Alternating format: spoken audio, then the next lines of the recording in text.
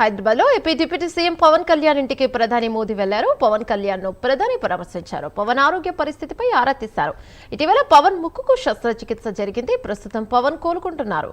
ఇప్పటికే పవన్ ను పలువురు ప్రముఖులు పరామర్శించారు.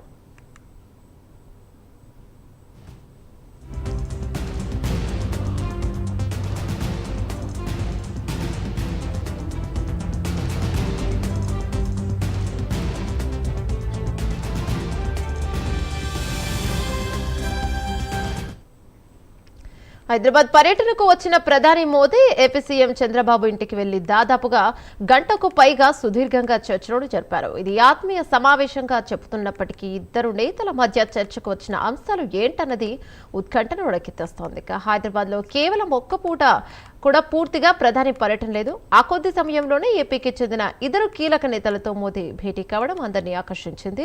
ఇక పవన్ శస్త్రచికిత్స చేయించుకోవడంతో పరామర్శించడానికి వెళ్లారని అనుకున్న తర్వాత చంద్రబాబు ఇంటికి వెళ్లి ఏదో నామ్కే వాస్తే అని కూడా కాకుండా చాలాసేపు మాట్లాడుకున్నారు. కొంత సమయం కుటుంబ సభ్యులకు పరిచయం చేయడానికి, ఇక వారితో ఫోటోలు తీసుకోవడానికి కేటాయించారని భావించినప్పటికీ మిగిలిన సమయంలో ఏదో ముఖ్యమైన అంశాలే మోదీ చంద్రబాబు మధ్య ప్రస్తావనకు వచ్చినట్టుగా తెలుస్తోంది.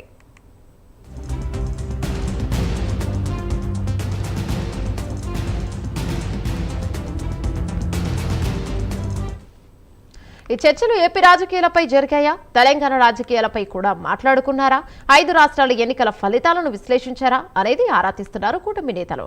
త్వరలో జరిగే రాజ్యసభ ఎన్నికలు, ఎమ్మెల్సీ ఎన్నికలు, బరిలో నిలిచే అభ్యర్థులు ఏ పార్టీకి ఎన్ని సీట్లు ఇవ్వాలన్న దానిపై చర్చకు వచ్చి ఉంటుందని భావిస్తున్నామన్నారు.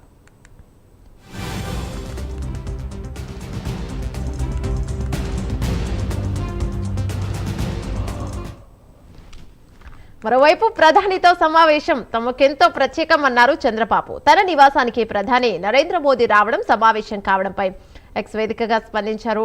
ఏపీ సీఎం తమ కుటుంబం ఎప్పటికీ మర్చిపోలేని ఒక మధుర జ్ఞాపకంగా నడిచిపోయే సాయంత్రం ఇదే అన్నారు. ఈరోజు తమ నివాసంలో భారత ప్రధానమంత్రి నరేంద్ర మోదీకి ఆతిథ్యం ఇవ్వడం తమకు లభించిన గొప్ప గౌరవం, సంతోషమన్నారు.